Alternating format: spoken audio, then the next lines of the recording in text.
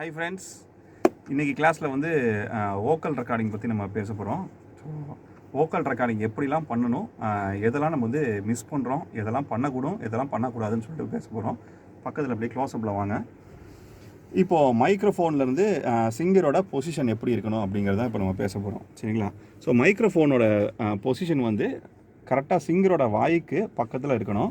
கிட்டத்தட்ட ஒரு 4 இன்ச்சு இல்லைனா 5 இன்ச்சு தூரத்தில் இருக்கிற மாதிரி இருக்கணும், டிஸ்டன்ஸ் இருக்கணும். இந்த டிஸ்டன்ஸ் இருக்கணும். இதில் வந்து மேக்னெட்டிக் பாப் ஃபில்டர் என்னோடய மைக்கில் இருக்குது. அதனால் பாப் ஃபில்டர் நான் தனியாக வைக்கல, இதே பாப் ஃபில்டர் தான். இல்லைனா பாப் ஃபில்டர் வந்து கிட்டத்தட்ட உங்களுக்கு இந்த சைடு இப்படி வந்து நிற்கும். பாப் ஃபில்டர் இந்த இடத்துல நீங்கள் அட்டாச் பண்ணிங்கன்னா பாப் ஃபில்டர் இங்கே வந்துடும்.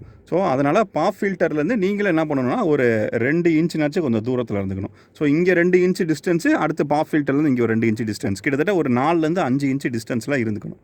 ஏன் இவ்வளோ தூரத்தில் இருக்கணும், ஏன் பக்கத்தில் போய், ஏன் மைக்ரோஃபோன் பக்கத்தில் போய் பாடக்கூடாதுன்னா, மைக்ரோஃபோன் பக்கத்தில் பாடினீங்கன்னா இந்த மேல் வாய்ஸோட பேசினஸ் இல்லை ஃபீமேல் வாய்ஸோட பேசினஸ் எல்லாத்தையுமே இந்த மைக்ரோஃபோன் கேப்சர் பண்ணிடும்.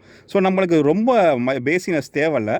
அதே மாதிரி ஒரு ப்ராக்சிமிட்டி எஃபெக்ட் அப்படின்னு சொல்லிட்டு ஒரு ப்ராப்ளம் கிரியேட் ஆகும். என்ன ப்ராப்ளம்னா, இவருடைய பக்கத்தில் இருந்துட்டு இவர் மெய் மறந்து கொஞ்சம் தலையை ஆட்டியாக பாடுறாரு அப்படின்னு சொன்னால் என்ன ஆகும் அப்படின்னா, வாய்ஸும் வந்து ஸ்டாமராகி வர ஆரம்பிச்சிடும். ஏன்னா ஃபீல்டு வந்து பக்கத்தில் போக போக ரொம்ப அதிகமாக இருக்கும். கொஞ்சம் தூரத்தில் வந்து அந்த ப்ராப்ளம் இருக்காது. அதனால் கொஞ்சம் தூரமாக இருந்து பாடும்போது உங்களுக்கு என்ன தான் தலையை ஆட்டி நீங்கள் இப்படி பாடினாலுமே உங்களுக்கு வந்து ஃபீல்ட் ஆஃப் டெப்த் பெருசாக இருக்கிறனால உங்களுக்கு வந்து கரெக்டான அந்த இமேஜ், அந்த ஆடியோட இமேஜ் வந்து கேப்சர் ஆகிடும். ஸோ அந்த ப்ராப்ளம் எதுவுமே இருக்காது.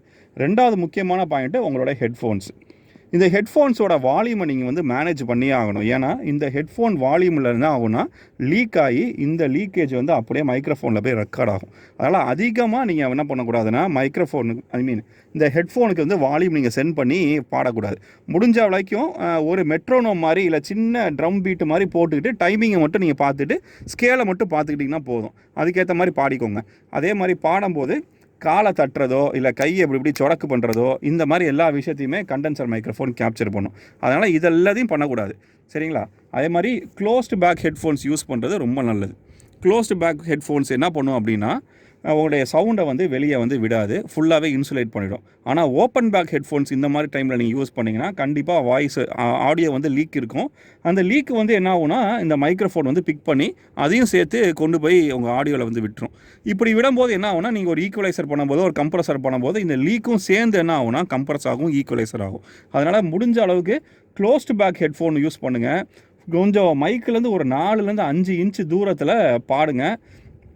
உங்களுடைய வாய்க்கு கரெக்டாக பக்கத்தில் வந்து நேராக கரெக்டாக அந்த ஸ்ட்ரெயிட் லைனில் வந்து உங்கள் மைக்ரோஃபோனை வந்து ப்ளேஸ் பண்ணிக்கோங்க. காலை தட்டுறது, கையை தட்டுறது இந்த மாதிரி விஷயங்கள் எதுவும் பண்ணாமல் நீங்கள் என்ன பண்ணணும்னா வாய்ஸ் எடுக்க வேண்டியதுதான். சரிங்களா? அதே மாதிரி கத்தி, அதாவது கோரஸில் வந்து கொஞ்சம் அதிகமாக நம்ம பிச்சு கொடுத்து பாடுவோம்ல, அந்த பிச்சு வர்றதுக்கு பாட சொல்லி நீங்கள் என்ன பண்ணிக்கோங்கன்னா உங்களுடைய ஆடியோ இன்டர்ஃபேஸில் இன்புட் செட் பண்ணிக்கோங்க. அதோட கம்மியாக இருக்கிற இடத்துல நீங்கள் ஒரு வேர்ஸ் இருக்கிற இடத்துல நீங்கள் வந்து இன்புட் செட் பண்ணிங்கன்னா அவர் கோரஸ் வரும்போது கொஞ்சம் அதிகமாக பாடுவார். ஒரு நல்ல சிங்கர் என்ன பண்ணுவாங்கன்னா கோரஸில் வந்து கொஞ்சம் கத்தி பாடும்போது அவங்களாம் ஆட்டோமேட்டிக்காக என்ன பண்ணுவாங்கன்னா மைக்கை விட்டு வெளியே வந்துடுவாங்க. சில பேர் வந்து ஸ்டார்டிங்கில் இருக்கிற சிங்கர்ஸ் வந்து மைக்கை விட்டு வெளியே வர மாட்டாங்க. இந்த இடத்துல என்ன பண்ணுவாங்கன்னா பாடுவாங்க. அப்போ என்ன ஆகுனா உங்கள் ட்ராக் எல்லாமே பீக் ஆக ஆரம்பிச்சிடும். ஸோ அந்த பீக்கை நீங்கள் ரெடியூஸ் பண்ணுறதுக்கு என்ன பண்ணணும்னா, எந்த பாட்டில் வந்து எந்த இடம் ரொம்ப அதிகமாக சத்தம் பண்ணி பாடுற இடம் வருதோ அந்த இடத்த வச்சுக்கிட்டு நீங்கள் என்ன பண்ணிக்கோங்கன்னா உங்களுடைய இன்புட்டை வந்து செட் பண்ணிக்கோங்க. சரிங்களா? இன்னொரு முக்கியமான விஷயம் என்னென்னா, இந்த கண்டென்சர் மைக்ரோஃபோன் எல்லாமே பயங்கர ரேஞ்சை வந்து கேப்சர் பண்ணுறதுனால என்னென்ன சவுண்டெல்லாம் இது வந்து கேப்சர் பண்ணுன்னா, ஏசியோட ஸ்டெபிளைசர் ஓடுற சவுண்டு, ஏசியோட கம்ப்ரஸர் ஓடுற சவுண்டு, சில சமயம் நம்மளுடைய லேப்டாப்லேயோ இல்லையோ பிசியில் இருக்கிற ரன் ஆகிட்டு இருக்கும்போது இந்த ஹார்ட் டிஸ்கோட சவுண்ட் இருக்குது பார்த்தீங்களா, அதை கூட கேப்சர் பண்ணும். அதனால் கம்ப்யூட்டரை விட்டு கொஞ்சம் டிஸ்டன்ட்டில் நீங்கள் வந்து உங்களுடைய மைக்ரோஃபோனை செட் பண்ணிக்கோங்க. ரெக்கார்ட் பண்ணும்போது என்ன பண்ணிக்கோங்கன்னா உங்களோட ஏசி ஆஃப் பண்ணிக்கோங்க. ஃபேனு இந்த மாதிரி எதுவும் நீங்கள் யூஸ் பண்ணுறீங்கன்னா இது எல்லாத்தையும் ஆஃப் பண்ணிக்கோங்க. ஆஃப் பண்ணிவிட்டு நீங்கள் ரெக்கார்ட் பண்ண ஆரம்பிங்க. அப்போ தான் வந்து மைக்ரோஃபோன் வந்து வெறும் வாய்ஸை மட்டும், வோக்கலை மட்டும் கேப்சர் பண்ண ட்ரை பண்ணும். ஓகேவா? இப்போது ஒரு மகிமையின் மேகம் இந்த இடத்தை மூடுது அப்படிங்கிற அந்த பாட்டுக்கு நம்ம என்ன பண்ண போகிறோம்னா வோக்கல் ட்ராக் பண்ண போகிறோம். சரியா? ட்ராக் பண்ணலாமா? ஒரு மகிமையின் மேகம் இந்த இடத்தை மூடுதே, ஒரு மகிமையின் மேகம் என் ஜனத்தை மூடுதே. ஒரு மகிமையின் மேகம் இந்த இடத்தை மூடுதே. ஒரு மகிமையின் மேகம் என் ஜனத்தை மூடுதே. விலகாத மேகம் நீர், முன் செல்லும் மேகம் நீர். விலகாத மேகம் நீர், முன் செல்லும் மேகம் நீர். ஆவியானவரே, அன்பின் ஆவியானவரே, வல்ல ஆவியானவரே, தெளிவின் ஆவியானவரே.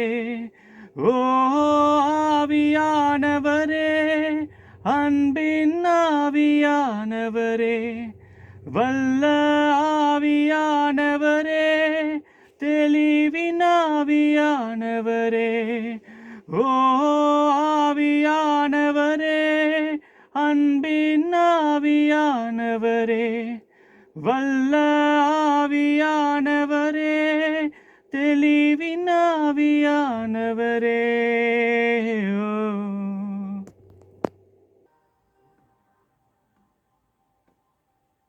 ஒரு மகிமையின் மேகம் இந்த இடத்தை மூடுதே. ஒரு மகிமையின் மேகம் என் ஜனத்தை மூடுதே.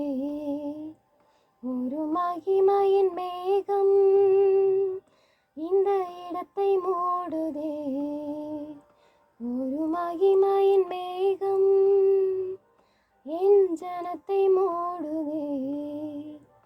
விலகாத மேகம் நீ, முன் செல்லும் மேகம் நீ. விலகாத மேகம் நீ, முன் செல்லும் மேகம் நீ. ஆவியானவரே, அன்பின் ஆவியானவரே, வல்ல ஆவியானவரே, தெளிவின் ஆவியானவரே. ஓ ஆவியானவரே, அன்பின் ஆவியானவரே, வல்ல ஆவியானவரே, தெளிவின் ஆவியானவரே. ஓ ஆவியானவரே, அன்பின் ஆவியானவரே, வல்ல ஆவியானவரே, தெளிவின் ஆவியானவரே.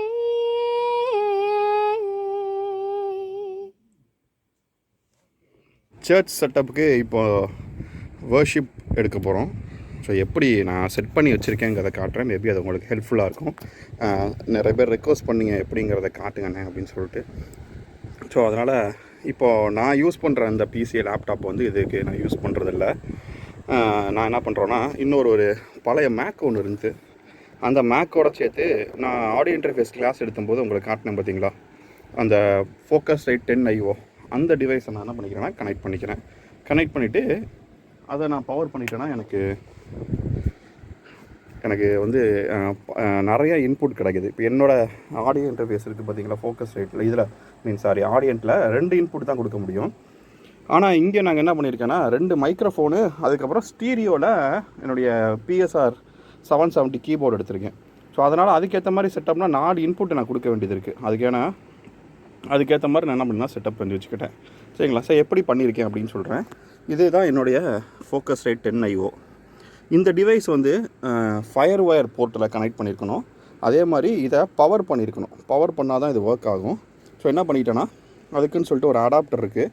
அந்த அடாப்டரை வச்சுக்கிட்டு அதை பவர் பண்ணிட்டேன். இது ஃபயர் ஒயர் போர்ட் இருக்குது பார்த்தீங்களா, இந்த போர்ட்டை வச்சுக்கிட்டு இதை வந்து கனெக்ட் பண்ணிட்டேன். எப்படி USB கனெக்ட் பண்ணுறோமோ அந்த மாதிரி ஃபயர் ஒயரு, அது வந்து பவர் கேபிள். ஸோ இப்படி கனெக்ட் பண்ணிவிட்டு அடுத்து என்ன பண்ணியிருக்கேன் அப்படின்னா, இதுலேயும் நான் என்ன பண்ணியிருக்கேன்னா ஸ்டூடியோ ஒன்று தான் வச்சுருக்கேன். ஸ்டூடியோ ஒன்று ஓப்பன் பண்ணிக்கிட்டேன். இப்போது இது வந்து 10IO சரிதானே. இதில் வந்து 10 இன்புட்டு 10 அவுட்புட்டு. ஆனால் அதில் 2 இன் 2 அவுட்டு வந்து ADATோடது. ADAT வச்சு நான் என்ன பண்ணலாம் அப்படின்னா, இதே மாதிரி வேறு ஒரு டிவைஸ் இருக்குது, இல்லைனா வேறு ஒரு ப்ரீஆம்ப் ஸ்ட்ரிப் இருக்குது அப்படின்னு சொன்னால் அதை வந்து ADATல கனெக்ட் பண்ணிக்கலாம். ஸோ அதனால் 2 இன் 2 அவுட்டு வந்து ADATக்குன்னு தனியாக வச்சுட்டாங்க. அதனால் இப்போதைக்கு என்கிட்ட வந்து 8 இன்னு 8 அவுட்டும் வந்து அவைலபிளாக இருக்குது. இதை நான் வந்து என்ன பண்ணால் கான்ஃபிகர் பண்ணணும்.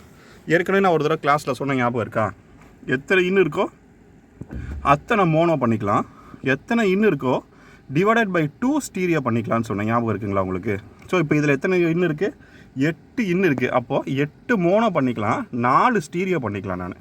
ஓகேவா? அதே மாதிரி அவுட்டு 8 அவுட் இருக்குது. அப்போது 8 மோனோ அவுட் எடுத்துக்கலாம், 4 ஸ்டீரியோ அவுட் எடுத்துக்கலாம். நான் எப்படி கான்ஃபிகர் பண்ணியிருக்கேன்னு காட்டுறேன். எப்பவும் போல் தான் ஸ்டூடியோ 1 ஓப்பன் பண்ணியாச்சு. இதில் போயிட்டு சாங் இன்ஃபர்மேஷனில் இதில் போயிட்டு சாங் செட்டப்பில் பாருங்கள் இன்னு இருக்குங்களா? இப்போது இது எல்லாமே 10 இன்புட்டு. இந்த 9ம் 10ம் தான் ஏடாட்டோடது. மீதி 8 இன்புட் இருக்குல்ல.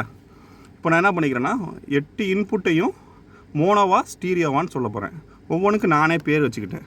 இன்புட் 1 மோனோ, இங்கே பாருங்கள் இன்புட் 1ஓட கனெக்ட் ஆகிருக்கு. இன்புட் 1 இந்த மேட்ரிக்ஸ் பார்த்துக்கோங்க, நான் மோனோவை வச்சுருக்கேன். இன்புட் 2 நான் வந்து மோனோ வச்சுருக்கேன். இன்புட் 3 மோனோ வச்சுருக்கேன். இன்புட் 4 மோனோ வச்சுருக்கேன். இப்படி 8 இன்புட்டு நான் என்ன பண்ணுறேன்னா மோனோ வச்சுக்கிட்டேன். இப்போ 4 ஸ்டீரியோ எனக்கு வேணும். நான் ஒரே ஒரு ஸ்டீரியோ மட்டும் வச்சுக்கிட்டேன். ஏன்னா இப்போதைக்கு நான் வெறும் கீபோர்டை மட்டும்தான் ஸ்டீரியோவில் எடுக்க போகிறேன். அதனால் ஒரே ஒரு ஸ்டீரியோ மட்டும் வச்சுக்கிட்டேன். LR, அதாவது இன்புட் 5 இன்புட் 6 வந்து ஸ்டீரியோவாக கன்வெர்ட் பண்ணிக்கிட்டேன். ஓகேவா? இப்போ அதே மாதிரி தான் அவுட்புட்டில் என்ன பண்ணிக்கிட்டேன்னா லெஃப்ட் ரைட்டு மட்டும் தான் நான் வச்சுக்கிட்டேன். இந்த மோனோ அவுட் நான் வந்து 1 2 நான் யூஸ் பண்ண போகிறதில்ல. அதனால் லெஃப்ட் ரைட் மட்டும் தான் ஸ்டீரியோ வச்சுக்கிட்டேன். இப்போ நான் எப்படி கனெக்ட் பண்ணியிருக்கேன்னு காட்டுறேன். இப்போ 2 மைக்கை நான் யூஸ் பண்ணுறேன். 2 மைக்கை அப்புறம் வந்து மோனோவில் வச்சுருக்கேன். இன்னொரு கீபோர்டை வந்து ஸ்டீரியோவில் வச்சுருக்கேன். ஓகேவா? ஸோ நம்பர் 1 மைக்கு. இந்த மைக்கை நான் வந்து எங்கே கனெக்ட் பண்ணியிருக்கேன் இங்கே பாருங்கள். இதுதான் அந்த எல்லோ கலர் இருக்குது பார்த்தீங்களா? இதுதான் அந்த மைக்கு. இதை வந்து 1 2 3 4 5 6 7 8 இது 2வது இன்புட்டில் கனெக்ட் பண்ணியிருக்கேன். சரிதானே? அதனால் நான் இங்கே என்ன பண்ணிக்கிறேன்னா இன்புட் 2 அப்படின்னு சொல்லிட்டு செலக்ட் பண்ணிக்கிட்டேன். இப்போது இது ஒர்க் ஆகுதா இல்லையான்னு சொல்லிட்டு செக் பண்ணணுன்னா இந்த மானிட்டர் பட்டனை நான் ப்ரெஸ் பண்ணணும்.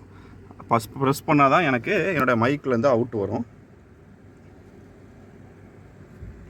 Check check check check check check வருது பார்த்தீங்களா?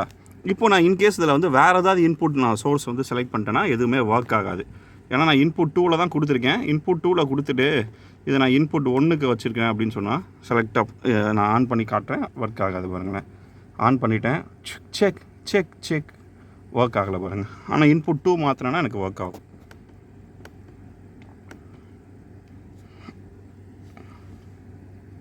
செக்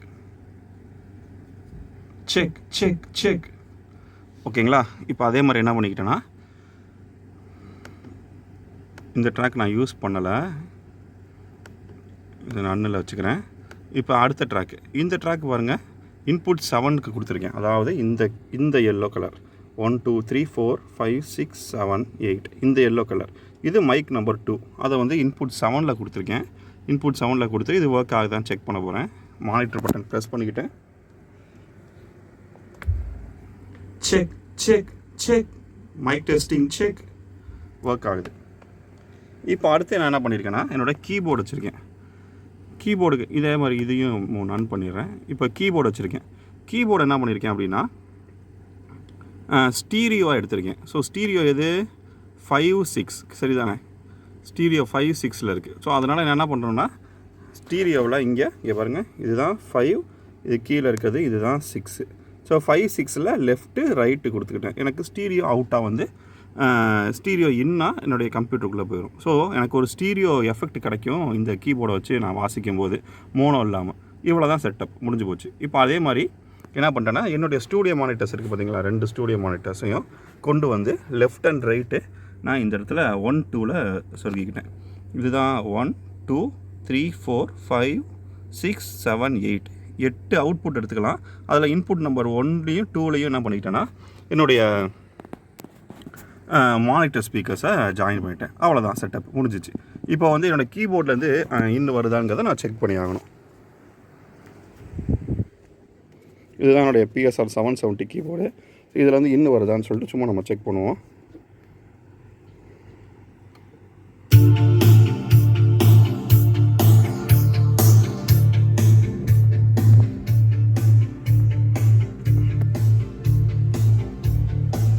இங்கே பாருங்கள், இன்னும் வரவே இல்லை. ஏன் வரலன்னு கரெக்டாக கெஸ் பண்ணுங்கள்.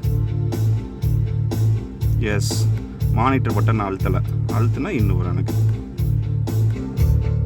வந்துச்சுங்களா? ஸோ மானிட்டர் பட்டன் எதுக்கு அப்படின்னா, அதை நீங்கள் ப்ரெஸ் பண்ணி ஆன் பண்ணி ஆக்டிவேட் பண்ணால் தான் உங்களுக்கு சவுண்டு வெளியே கேட்கும், இல்லைன்னா கேட்காது. அதுக்கு தான் மானிட்டர் பட்டன். நீங்கள் என்ன பேசுகிறீங்க, என்ன வாசிக்கிறீங்கிறத மானிட்டர் பண்ணுறதுக்கான பட்டன்ஸ் தான் மானிட்டர் பட்டன். சரியா? ஸோ இங்கே கேபிள்ஸ்லாம் நிறைய ஓடும். இந்த இடத்துல நாங்கள் என்ன பண்ணுற போகிறோம்னா, ஒரு கேமரா ஃபிக்ஸ் பண்ணிவிட்டு இந்த கேமரா வந்து இங்கே உட்கார வச்சு, இந்த ப்ளூ கலர் ஸ்க்ரீன் அதுக்கு தான் வச்சுருக்கோம். ஸோ அதை வச்சுக்கிட்டு பேக்ரவுண்டை வச்சு இங்கே வந்து எடுத்துடுறது. வீடியோ எடுத்துகிட்டு என்ன பண்ணிடுறதுன்னா, இப்போ கேமரா வச்சு எடுத்தோன்னா கேமராவில் என்ன வரும் அப்படின்னா, வீடியோ ப்ளஸ் ஆடியோ வரும். சரி தானே? அதே மாதிரி இந்த மேக்கில் வந்து ஆடியோ மட்டும் வரும். இப்போ இந்த மேக்கில் இருக்குது எல்லாத்தையும் எக்ஸ்போர்ட் பண்ணி முடிச்சதுக்கப்புறம் எக்ஸ்போர்ட் பண்ணி என் கம்ப்யூட்டர், என் லேப்டாப் வந்துட்டு இதில் என்ன பண்ணிடுவேன்னா, என்னோடய ப்ளகின்ஸ் எல்லாமே இருக்குது. ஸோ நல்ல ஒரு மிக்ஸ் பண்ணிவிட்டு என்ன பண்ணுன்னா, அவுட்புட் எடுத்துருவேன். So vocal output, keyboard output எல்லாத்தையும் சேர்த்து ஒரே ஸ்டீரியோ அவுட்புட்டாக எடுத்து வச்சுக்குவேன். வச்சுட்டு ஃபில்மோராங்கிற ஒரு சாஃப்ட்வேர் தான் நான் வீடியோ எடிட்டிங் யூஸ் பண்ணுறேன். அந்த சாஃப்ட்வேரில் போயிட்டு கேமராலேருந்து வந்த வீடியோவை எடுத்துக்குவேன். நான் இப்போது என்னோடய DAWலேருந்து செஞ்சு அவுட் எடுத்த மிக்ஸ் பண்ணி எடுத்த ஆடியோவை எடுத்துக்குவேன். எடுத்துகிட்டு ரெண்டுலேயும் ஆடியோ சிங்க் பண்ணிக்குவேன். கேமராவில் இருக்க ஆடியோவும் நான் எடுத்த ஆடியோவும் சிங்க் பண்ணிவிட்டு கேமராவில் இருக்க ஆடியோ மியூட் பண்ணிவிட்டு என்ன பண்ணிடுறதுன்னா, என்னென்ன எஃபெக்ட்ஸ் வேணுமோ எல்லாத்தையும் ஆட் பண்ணிவிட்டு, ஸ்லைடெல்லாம் ஆட் பண்ணிவிட்டு, ஓப்பனிங் எண்டு அதெல்லாம் கிரெடிட்ஸ்லாம் ஆட் பண்ணிவிட்டு எக்ஸ்போர்ட் பண்ணிவிட்டு அதை யூடியூப்பில் அப்லோட் பண்ணிடுறோம். ஸோ இப்படி தான் நாங்கள் இப்போதைக்கு எங்களுடைய வர்ஷிப் எல்லாத்தையுமே எடுத்துகிட்ருக்கோம். நீங்களும் எடுத்து ட்ரை பண்ணுங்கள், உங்களுக்கு உபயோகமாக இருக்கும். Okay friends, thank you.